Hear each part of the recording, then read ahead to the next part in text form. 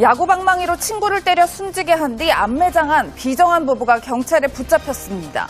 지난 20일 새벽 1시 반쯤 57살 A씨와 그의 부인 55살 B씨는 평소 알고 지내던 57살 C씨를 찾아갔습니다.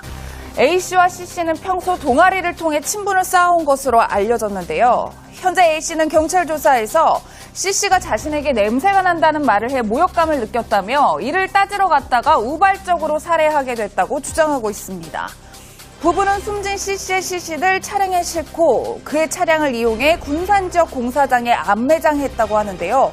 이후 차에 불까지 지른 것으로 드러났습니다.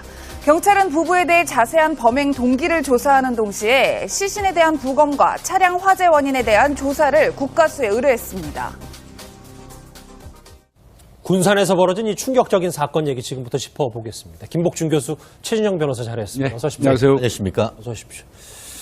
좀 더 간명하게 저희가 준비한 게 있는데 오른쪽에 준비한 걸 같이 보시겠습니다. 무서운 부부. 남편이 친구를 둔기 폭행했어요. 네. 뭐 일단 아내 얘기는 차차 해보기로 하고. 김복준 교수님. 네. 왜 때렸답니까?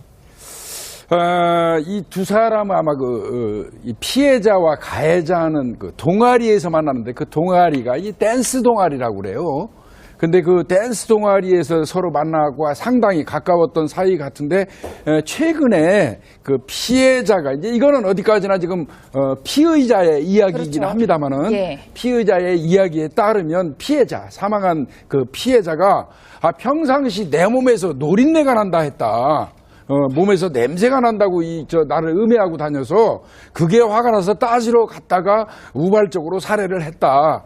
이제 이렇게 얘기를 하는데 사실 이제 그 댄스 동아리라는 그 동아리 자체가 사람의 몸이 서로 접촉하는 그런 그 동아리이기 때문에 몸에서 냄새가 난다는 얘기는 사실은 치명적인 얘기거든요. 그들 사이에서는. 그래서 이제 그런 부분이 이제 본인한테 작용이 됐다고 얘기를 하고 있습니다. 예, 최 변호사님, 저도 이제 담당 수사과장이랑 직접 통화를 해봤는데, 오죽하면 새벽 1시 반에 그걸 따지러 갔겠나라는 생각과 동시에 이 남편이 평소에 아내 앞에서도 분을 못 사겠다는 거예요. 그렇습니다. 일반적인 우리가 그 감각으로는 납득하기가 사실 조금 쉽진 않은 것 같습니다. 실질적으로 살인 같은 경우에는 전형적인 동기 범죄이고 보통 동기라고 한다고 하면은 어떤 뭐 치정이라든가 아니면은 금전 문제라든가 여러 가지가 있는데 평소 때 어떤 동아리의 어떤 관계에 있어가지고 아주 사이가 좋았음에도 불구하고 어떤 그 노린내가 난다 그런 얘기 때문에 격분했고 그거에 의해서 잠까지 못 잤다라고 하고 있는데 적어도 지금까지 수사 결과 나오는 동기는 그 정도지만 또 다른 어떤 동기가 없는지에 대해서 추가적인 조사가 필요할 것 같습니다.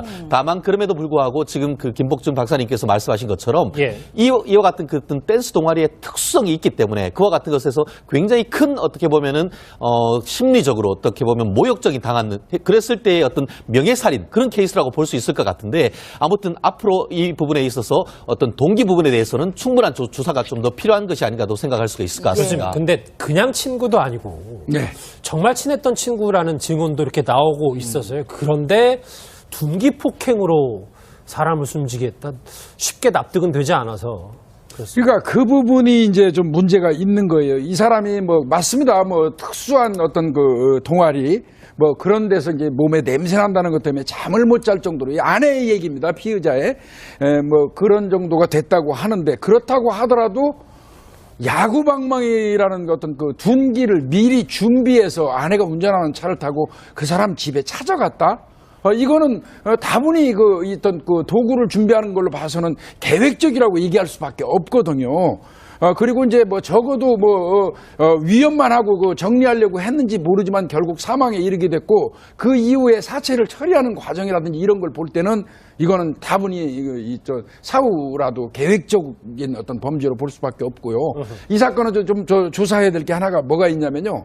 직접 피해자가 피의자를 상대로 어떤 술자리에서 네 몸에서 냄새가 나 얘기를 한 것인지 아니면 다른 동아리 회원들 특히 여성들을 포함해서 그들에게 이 사람이 피해자가 얘기를 해서 아름아름 전달이 됐는지 이 부분은 경찰이 좀 조사를 해야 될 겁니다. 말씀하신 것처럼 이와 같은 그 댄스 동아리의 특성이 있기 때문에 그와 같은 것에서 굉장히 큰 어떻게 보면은 심리적으로 어떻게 보면 모욕적인 당한 그랬을 때의 어떤 명예살인 그런 케이스라고 볼 수 있을 것 같은데 아무튼 앞으로 이 부분에 있어서 어떤 동기 부분에 대해서는 충분한 조사가 좀 더 필요한 것이 아닌가도 생각할 수가 있을 것 같습니다. 근데 그냥 친구도 아니고 네.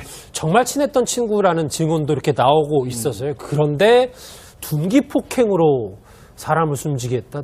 쉽게 납득은 되지 않아서 그렇습니다. 그러니까 그 부분이 이제 좀 문제가 있는 거예요. 이 사람이 뭐 맞습니다. 뭐 특수한 어떤 그 동아리 뭐 그런 데서 이제 몸에 냄새 난다는 것 때문에 잠을 못 잘 정도로 이 아내의 얘기입니다. 피의자의. 이를 조사하는 동시에 시신에 대한 부검과 차량 화재 원인에 대한 조사를 국가수에 의뢰했습니다. 군산에서 벌어진 이 충격적인 사건 얘기 지금부터 짚어보겠습니다. 김복준 교수, 최진영 변호사 자리했습니다. 네. 어서 오십시오. 안녕하세요. 안녕하십니까? 어서 오십시오. 좀 더 간명하게 저희가 준비한 게 있는데 오른쪽에 준비한 걸 같이 보시겠습니다. 무서운 부부. 남편이 친구를 둔기 폭행했어요. 네. 뭐 일단 아내 얘기는 차차 해보기로 하고 김복준 교수님. 네. 왜 때렸답니까? 이 두 사람은 아마 이 피해자와 가해자는 그 동아리에서 만나는데 그 동아리가 이 댄스 동아리라고 그래요. 근데 그 댄스 동아리에서 서로 만나고 상당히 가까웠던 사이 같은데 최근에 그 피해자가 이제 이거는 어디까지나 지금 피의자의 이야기이긴 그렇죠. 합니다만은 예. 피의자의 이야기에 따르면 피해자 사망한 그 피해자가 평상시 내 몸에서 노린내가 난다 했다. 몸에서 냄새가 난다고 나를 음해하고 다녀서 그게 화가 나서 따지러 갔다가 우발적으로 살해를 했다. 이제 이렇게 얘기를 하는데 사실 이제 그 댄스 동아리라는 그 동아리 자체가 사람의 몸이 서로 접촉하는 그런 그 동아리이기 때문에 몸에서 냄새가 난다는 얘기는 사실은 치명적인 얘기거든요. 그들 사이에서는. 그래서 이제 그런 부분이 이제 본인한테 작용이 됐다고 얘기를 하고 있습니다. 예, 최 변호사님 저도 이제 담당 수사과장이랑 직접 야구방망이로 친구를 때려 숨지게 한 뒤 암매장한 비정한 부부가 경찰에 붙잡혔습니다. 지난 20일 새벽 1시 반쯤 57살 A씨와 그의 부인 55살 B씨는 평소 알고 지내던 57살 C씨를 찾아갔습니다. A씨와 C씨는 평소 동아리를 통해 친분을 쌓아온 것으로 알려졌는데요. 현재 A씨는 경찰 조사에서 C씨가 자신에게 냄새가 난다는 말을 해 모욕감을 느꼈다며 이를 따지러 갔다가 우발적으로 살해하게 됐다고 주장하고 있습니다. 부부는 숨진 C씨의 시신을 차량에 싣고 그의 차량을 이용해 군산 지역 공사장에 암매장했다고 하는데요. 이후 차에 불까지 지른 것으로 드러났습니다.